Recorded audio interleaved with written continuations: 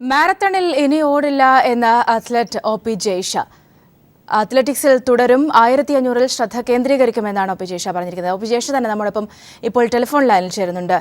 ജയ്ഷ, താങ്കൾക്കുണ്ടായ ദുരനുഭവത്തിൽ എല്ലാവരും ദുഃഖത്തിലാണ്. ഈ ഒരു സാഹചര്യത്തിൽ കൂടിയാണ് ഇങ്ങനെ ഒരു തീരുമാനം. ഇപ്പോഴെന്തൊക്കെയാണ് ഇതുമായി ബന്ധപ്പെട്ട് തീരുമാനിച്ചിട്ടുള്ളത് ജയ്ഷ? ഇതിനു മുമ്പേ ഞാൻ എവിടെയും പറഞ്ഞിട്ടില്ല ഞാൻ ഇങ്ങനെ അത്ലറ്റിക്സിൽ വിരമിക്കുന്നുള്ള കാര്യം ഒരിക്കലും പറഞ്ഞിട്ടില്ല. ഞാൻ പിന്നെ കോമ്പറ്റീഷൻ പോകുന്നതിനെക്കാട്ട് മുമ്പ് തന്നെ എനിക്കിങ്ങനെ മറ്റൊരു മാധ്യമത്തിനോട് ഞാൻ ഇങ്ങനെ സംസാരിച്ചപ്പോഴും പറഞ്ഞായിരുന്നു, സ്പോർട്സിൽ നിന്നും വിട്ടു നിൽക്കുക എന്നുള്ളത് ഒരിക്കലും എനിക്ക് ചിന്തിക്കാൻ പോലും കഴിയാത്തൊരു കാര്യമാണ്. പിന്നെ ഇനി അങ്ങോട്ട് എന്ന് പറഞ്ഞാൽ മാരത്തോണിൽ ഒരിക്കലും ഇല്ല എന്നാണ് ഞാൻ പറയുന്നത്. അത് പക്ഷെ എന്റെ ഇഷ്ട ഇവന്റായ 1500 മീറ്റർ ഞാൻ ഇനിയും ഇന്ത്യക്ക് വേണ്ടി പ്രതിനിധീകരിക്കാനുള്ള കോമ്പറ്റീഷനുകളിലൊക്കെ പങ്കെടുക്കാൻ വേണ്ടി ഞാൻ അടുത്ത റിക്കവറി ആയി വന്നിട്ട് തയ്യാറെടുക്കും എന്നാണ് എനിക്ക് പറയാനുള്ളത്. അത് അല്ലാതെ വിരമിക്കുന്ന ഒരു കാര്യത്തെ ചിന്തിക്കുന്നില്ല ഇപ്പം. നിലവിലത്തെ ഈ ഒരു സാഹചര്യത്തിൽ താങ്കളുടെ ആരോപണം ആദ്യം മുതൽക്ക് തന്നെ അത്ലറ്റിക് ഫെഡറേഷന്റെ നേർക്കുള്ള ആരോപണം എന്ന രീതിയിലൊക്കെ ആയിരുന്നു. പക്ഷേ ഇപ്പോൾ യഥാർത്ഥത്തിൽ ഉണ്ടായ സംഭവം എങ്ങനെയാണ്? താങ്കൾ പറയുന്ന കാര്യങ്ങൾ എങ്ങനെയാണ്? അതൊരു ക്ലാരിറ്റി വരുത്തിയാൽ. ഞാൻ ഒരിക്കലും അത്ലറ്റിക് ഫെഡറേഷൻ ഇന്ത്യനെ കുറ്റം പറയുന്നില്ല. കാരണം അവിടെ വെള്ളം വെക്കേണ്ട കടമ അത്ലറ്റിക് ഫെഡറേഷൻ ഉണ്ടോ എന്ന് ചോദിച്ചാല് ഉണ്ട്. പക്ഷെ അവിടെ എന്റെ അത്ലറ്റിക് കോച്ചായിരുന്ന എന്നെ ട്രെയിനിങ് ചെയ്തിട്ട് കോച്ചായിരുന്ന ഡോക്ടർ നിക്കോളായി സെൻസറേവയാണ് പറഞ്ഞത് വെള്ളത്തിന്റെ ആവശ്യമില്ല, അവിടെ വെള്ളം വെക്കേണ്ടെന്ന് അത്ലറ്റിക് ഫെഡറേഷൻ ഇന്ത്യനോട് പറയുന്ന അവസരത്തിൽ അവർക്ക് പിന്നെ എന്താ ഫെഡറേഷന് അവിടെ വെള്ളം വെക്കാനുള്ള അധികാരമില്ല. കാരണം കോച്ചാണ് എന്നെ ട്രെയിൻ ചെയ്തത്. അപ്പം കോച്ചിനാണ് കറക്റ്റ് അറിയുന്നത് എനിക്ക് വെള്ളത്തിന്റെ ആവശ്യമുണ്ടോ ഇല്ലയോ എന്ന്. അപ്പം അവരുടെ വത്സൻ സാറാണെങ്കിലും മറ്റുള്ളവരാണെങ്കിലും അവരുടെ മര്യാദയ്ക്ക് ചോദിച്ചായിരുന്നു പിന്നെ വെള്ളം വെക്കണോ വെക്കണ്ടോ എന്നുള്ള കാര്യം കോച്ചിനോട് ഡിസ്കഷൻ ചെയ്തപ്പോൾ കോച്ച് വേണ്ടെന്ന് പറഞ്ഞതുകൊണ്ടാണ് ഇപ്പം പിന്നെ അവിടെ വെള്ളം വെക്കാതിരുന്നതാണ്. എനിക്ക് അവസാനമായിട്ട് എല്ലാ ചാനലുകളിൽ നിന്നും വത്സൻ സാറിൽ നിന്നും കിട്ടിയ പ്രതികരണം അതായിരുന്നു. അപ്പം ഒരിക്കലും അത്ലറ്റിക് ഫെഡറേഷൻ ഓഫ് ഇന്ത്യ അല്ല അതിന്റെ ഉത്തരവാദിത്തം. ശരിക്കും ഡോക്ടർ എന്റെ കോച്ച് പറഞ്ഞതുകൊണ്ടാണ് അവിടെ വെള്ളം വെക്കാതിരുന്നത്. ജയ്ഷ, അങ്ങനെ കോച്ച് മനഃപൂർവ്വം ചെയ്തതാണെന്ന് തന്നെ വിശ്വസിക്കുന്നുണ്ട്? ഒരിക്കലും കോച്ച് എന്റെ ഒരു മോശത്തിന് വേണ്ടി ചെയ്തതല്ല, അത് ഞാൻ ഒരിക്കലും പറയില്ല. അല്ല, അങ്ങനെയല്ല. സ്വാഭാവികമായും മാരത്തൺ ആണ്, ഇത്ര കിലോമീറ്ററിനുള്ളിൽ വെള്ളം വേണമെന്നുള്ളത് അത് ആര് പറഞ്ഞില്ലെങ്കിലും മനസ്സിലാക്കാവുന്ന കാര്യമാണ്. എന്നിട്ടും അങ്ങനെ ഒരു വീഴ്ച വന്ന് അവിടെ വെള്ളം വെക്കണ്ട എന്നൊക്കെ പറഞ്ഞുവെങ്കിൽ അത് അറിയാതെ നടന്ന സംഭവമായിരിക്കില്ലല്ലോ. അല്ല, അതെന്ന് പറഞ്ഞാൽ കോച്ച് എന്ന് പറഞ്ഞാൽ ഇത്രയും എക്സ്പീരിയൻസിൽ ഒരു മനുഷ്യനാണ്. അപ്പം ആ കോച്ച് എന്തെന്ന് വെച്ചാൽ എല്ലാ മാരത്തോണുകളിലും ഓർഗനൈസിംഗ് കമ്മിറ്റി ആവശ്യത്തിനുള്ള സ്ഥലങ്ങളിലെല്ലാം വെള്ളം വെക്കാറുണ്ട്. എല്ലാ മാരത്തോണുകളിലും ഉണ്ടാവും. പക്ഷെ റിയോയിൽ ആ ഒരു അറേഞ്ച്മെന്റ് ഇല്ലായിരുന്നു. അവിടെ 7-8 കിലോമീറ്ററിന് ശേഷം മാത്രമേ വെള്ളം വെച്ചിട്ടുള്ളായിരുന്നു. പക്ഷെ എല്ലാ കോമ്പറ്റീഷനുകളിലും 2.5 കിലോമീറ്ററിൽ വെള്ളം വെക്കാറുണ്ട്. പിന്നെയാണ് അത് പോരാതാണ് കൺട്രികൾ ഓരോ രാജ്യക്കാരും അവരുടെ അത്ലറ്റുകൾക്കുള്ള വെള്ളം വെക്കാറ്. അപ്പൊ കോച്ച് ചിന്തിച്ചിട്ടുള്ള എല്ലാ 2.5 കിലോമീറ്ററിലും ഇവിടെയും വെള്ളം ഉണ്ടാകുന്നും അതുകൊണ്ട് തന്നെ പിന്നെ വെള്ളം വെക്കേണ്ട ആവശ്യം ഉണ്ടാവില്ല എന്നായിരിക്കും കോച്ച് ചിന്തിച്ചല്ല. അത് ഒരിക്കലും ഒരു കോച്ച് ഒരിക്കലും ഒരു അത്ലറ്റിന് വേണ്ടി മോശമായിട്ട് ചിന്തിക്കുന്നത് എനിക്ക് തോന്നുന്നില്ല. പിന്നെ എസ്പെഷ്യലി ഇത്രയും ലോങ് ആയിട്ട് ഓടുന്ന ഒരു സ്ഥലത്ത് വെള്ളം വെക്കണ്ടെന്ന് പറയാൻ ഇതായിരിക്കും കാരണം വെച്ചാൽ കോച്ച് ചിന്തിച്ചിട്ടുണ്ടാവും എല്ലായിടത്തും ഓർഗനൈസിംഗ് ചെയ്യുന്ന പോലെ അവിടെയും വെള്ളം ഉണ്ടാകും. ജയ്ഷ, ഏതായാലും ജയ്ഷയ്ക്കുണ്ടായ ആരോഗ്യപരമായ ബുദ്ധിമുട്ട്, അതിനും അപ്പുറത്തേക്ക് ജയ്ഷയ്ക്ക് അടക്കമുള്ളവർക്കുണ്ടായ മാനസികമായ ബുദ്ധിമുട്ട് തന്നെയായിരുന്നു ഇവിടെ ഏറ്റവും വലിയ പ്രശ്നം. ഈ ഒരു സാഹചര്യത്തിൽ മാരത്തണുമായി ബന്ധപ്പെട്ട് ഇനി ആ കോച്ചിന്റെ കീഴിൽ പരിശീലനം തുടരുമോ? അങ്ങനെയുള്ള കാര്യങ്ങൾ എന്തെങ്കിലും? ഒരിക്കലും ഇല്ല. കാരണം എന്തുകൊണ്ടാന്ന് വെച്ചാൽ ആ കോച്ചിന് ഒരിക്കലും എന്നെ അദ്ദേഹം ട്രാക്ക് ഈവന്റ് ചെയ്യിക്കാൻ ഒരിക്കലും തയ്യാറല്ല. പിന്നെ അതുപോരാതെ തന്നെ ഇനി ചെയ്യുവാണെങ്കിലും മാരത്തോൺ ആയിരിക്കും എന്നെ കൊണ്ട് ചെയ്യിക്കുക. അപ്പം എനിക്കൊരിക്കലും മാരത്തോൺ ചെയ്യാൻ താല്പര്യമില്ല. കാരണം ഇഷ്ടമില്ലാത്ത ഒരു ഈവന്റ് ഒരിക്കലും ഒരാളെ കൊണ്ട് അടിച്ചേൽപ്പിച്ച് ചെയ്യിക്കാൻ പറ്റില്ല. അതുകൊണ്ട് ഞാൻ ഒരിക്കലും പിന്നെ ഡോക്ടർ നിക്കോളായി സാറിന്റെ അണ്ടറിൽ ഇനി ഒരിക്കലും ഞാൻ ട്രെയിനിങ് ചെയ്യാൻ ആഗ്രഹിക്കുന്നില്ല. നേരത്തെ തന്നെയുള്ള ഇങ്ങനെയുള്ള ബുദ്ധിമുട്ടുകൾ അദ്ദേഹത്തെ അറിയിച്ചിരുന്നോ? ഒരുപാട് പ്രാവശ്യം ഞാൻ ഇതിനു മുമ്പ് തന്നെ കഴിഞ്ഞ വർഷം ഫെബ്രുവരിയിൽ തന്നെ ഞാൻ ഇനി മാരത്തോൺ ചെയ്യില്ലെന്നും മുംബൈ മാരത്തോൺ എന്റെ അവസാന മാരത്തോൺ ആയിരിക്കുന്നു ഞാൻ എല്ലാ പാത്രങ്ങളിലും എല്ലാ ദിവസങ്ങളിലും ഞാൻ കൊടുത്തിട്ടുണ്ടായിരുന്നു. അത് കഴിഞ്ഞ് പിന്നെ ഒരുപാട് പ്രശ്നങ്ങളൊക്കെ ആയതിനു ശേഷം ഞാൻ ഒരുപാട് പ്രശ്നമായി. ലാസ്റ്റ് കോച്ചിന് 1500 മീറ്ററും 5000 മീറ്ററും ചെയ്യുക, 1500 മീറ്റർ ചെയ്യിക്കാന്നുള്ള സമ്മതിക്കുകയും ചെയ്തായിരുന്നു. അപ്പൊ എനിക്ക് ചെറിയൊരു കാലിനൊരു ചെറിയൊരു ഇഞ്ചുറി വന്നു കഴിഞ്ഞപ്പോഴേക്കും പിന്നെ വീണ്ടും അദ്ദേഹം എന്നെ ട്രാക്കിൽ പ്രാക്ടീസ് ചെയ്യിക്കാതെ മാരത്തോണിലേക്ക് ചെയ്യിക്കുമായിരുന്നു. അപ്പം ഞാൻ ഒരു നല്ലോണം ട്രെയിനിങ് ചെയ്ത് വന്നായിരുന്നു. 1500 മീറ്റർ എനിക്ക് സുഖമായിട്ട് നല്ലൊരു ലെവലിലുള്ള പെർഫോമൻസ് ചെയ്യാൻ പറ്റുമായിരുന്നു. പക്ഷെ കോച്ചിന് ഇൻട്രസ്റ്റ് ഇല്ലായിരുന്നു എന്നെ മാരത്തോൺ 1500 മീറ്റർ ചെയ്യിക്കാൻ. അതുകൊണ്ട് തന്നെ കോച്ചിനെ മാരത്തോണിലേക്ക് തന്നെ പ്രഷർ കഴിച്ച് കോമ്പറ്റീഷൻ ചെയ്യും. ഒരു പക്ഷെ എനിക്ക് തോന്നുന്നു ജയ്ഷ, ഒരു കായിക താരത്തിന്റെ സ്റ്റാമിന അത് ആ കായിക താരത്തെക്കാളും കൂടുതൽ മനസ്സിലാക്കുന്ന വ്യക്തിയാണ് കോച്ച്.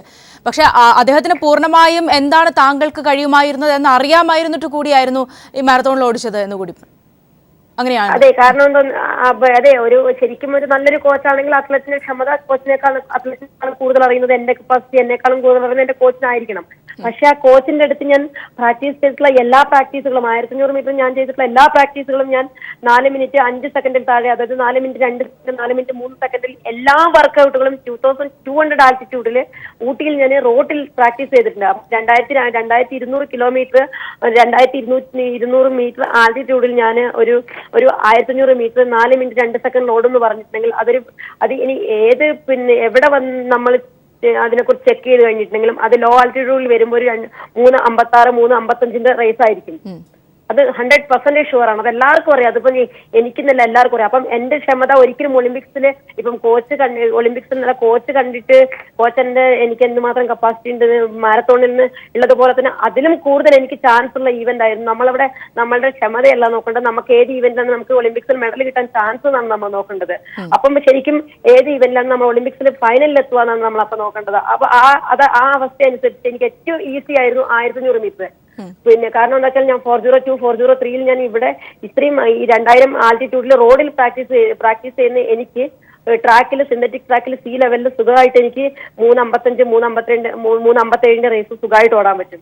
3:57 ഞാൻ ഇവിടെ ഓടിയിരുന്നെങ്കിൽ ഇവിടെ ഒളിമ്പിക്സിന് ഗോൾഡ് മെഡൽ. ഞാൻ ഒരിക്കലും 4:08 ഇവിടെ മെഡൽ വരുന്നത്. 4:08 വന്ന് ഇനി ഞാൻ മെഡൽ വന്നില്ലെങ്കിൽ തന്നെ ഞാൻ ഫൈനലിസ്റ്റിൽ എനിക്ക് സുഖമായിട്ട് ബെസ്റ്റ് എയ്റ്റിൽ വരുന്നതിന് ഒരു സംശയമില്ലായിരുന്നു. ജിഷ, ഈ ഒരു അസ്വസ്ഥത, ഈ ഒരു ബുദ്ധിമുട്ട്, അല്ലെങ്കിൽ ഈ 1500 കോൺസെൻട്രേറ്റ് ചെയ്യുന്നതാണ് നല്ലതെന്ന് താങ്കളുടെ അഭിപ്രായവും ഒക്കെ എങ്ങനെയായിരുന്നു? കോച്ചിനോട് പറഞ്ഞപ്പോൾ അദ്ദേഹം പറഞ്ഞ കാര്യങ്ങൾ എങ്ങനെയാണ്? അല്ലെങ്കിൽ അദ്ദേഹം ഒരു കോൺഫിഡൻസ് വന്നു? അദ്ദേഹം ഒരുപാട് എന്നെ ചീത്ത പറയും, ഒരിക്കലും ചെയ്യിക്കില്ല, ഞാൻ പ്രാക്ടീസ് ചെയ്യിക്കില്ല എന്നൊക്കെ എന്നോട് പറഞ്ഞ് ഞാൻ പ്രാക്ടീസിന് വരെ ഗ്രൗണ്ടിൽ വരെ പോവാത്ത അവസ്ഥ വരെ വന്നിട്ടുണ്ടായിരുന്നു. കാരണം എന്താ വെച്ചാല് ഞാൻ എന്റെ തീരുമാനത്തിൽ ഉറച്ചു നിന്നായിരുന്നു. എനിക്ക് 1500 മീറ്റർ തന്നെ ചെയ്യണം, ഞാൻ ഉറച്ചു നിന്നായിരുന്നു എന്റെ തീരുമാനത്തിൽ. അത് കഴിഞ്ഞ് ഇതിനു വേണ്ടി എനിക്ക് അത്ലറ്റിക് ഫെഡറേഷൻ ഓഫ് ഇന്ത്യയും സ്പോർട്സ് അതോറിറ്റി ഓഫ് ഇന്ത്യയും ഹെൽപ്പ് ചെയ്തായിരുന്നു. പിന്നെ ജയ്ഷ മാരത്തോൺ റണ്ണർ അല്ല, ജയ്ഷ ഒറിജിനൽ 1500 മീറ്റർ 5000 മീറ്റർ ഈ ഈവന്റിൽ ട്രാക്കിലെ റണ്ണറാണ്. അതുകൊണ്ട് അവളെ അത്ലറ്റിക് ചെയ്യിക്കണം, അവളെ ഈ ട്രാക്ക് ഈവന്റ് ചെയ്യിച്ചാൽ മതി എന്ന് ഫെഡറേഷന്റെ സൈഡിൽ നിന്നും സായിയുടെ സൈഡിൽ നിന്നും കോച്ചിന് ഒരുപാട് പ്രഷർ കൊടുത്തായിരുന്നു. അതിനുശേഷമാണ് കോച്ച് എന്നെ 1500 മീറ്റർ ചെയ്യിക്കാന്ന് സമ്മതിച്ചത്. പിന്നെ ഒരുപക്ഷെ എനിക്ക് തോന്നുന്നു ജയ്ഷ, ഈ ഒരു സംഭവത്തിനൊക്കെ ശേഷം താങ്കളുടെ ഒരു കോൺഫിഡൻസ് ലെവലിലേക്ക് കൂടി ഒക്കെ ഇത് ബാധിച്ചിട്ടുണ്ടാകുമെന്ന് തോന്നുന്നു. ഇല്ല, ഒരിക്കലും എന്റെ കോൺഫിഡൻസ് ലെവലിനെ അങ്ങനെ ഒന്നും ബാധിക്കില്ല. കാരണം എന്താന്ന് വെച്ചാല് ഞാൻ ഒരു ഇന്നലെയോ ഓടുന്ന ഒരു അത്ലറ്റ് അല്ല. ഞാൻ സാധാരണ ഒരു അത്ലറ്റ്, ഞാനൊരു പ്രൊഫഷണൽ അത്ലറ്റ് ആണ്. അപ്പം ഞാനൊരു പ്രൊഫഷണൽ 1500 മീറ്റർ റണ്ണറാണ്. അപ്പൊ എനിക്ക് എനിക്ക് ഏത് ലെവലിൽ ഇപ്പം എനിക്ക് ഒരുപാട് എന്റെ സ്പീഡ് കുറഞ്ഞിട്ടുണ്ടാകും, ഇതൊക്കെ ഏത് ലെവലിൽ കൊണ്ടുവരണം, എത്ര ദിവസം കൊണ്ട് ഞാൻ ഫിറ്റ് ആകും, എത്ര ദിവസം കൊണ്ട് എനിക്ക് ആകെ എന്റെ ഹെൽത്തിൽ മാത്രമേ പേടിയുള്ളൂ.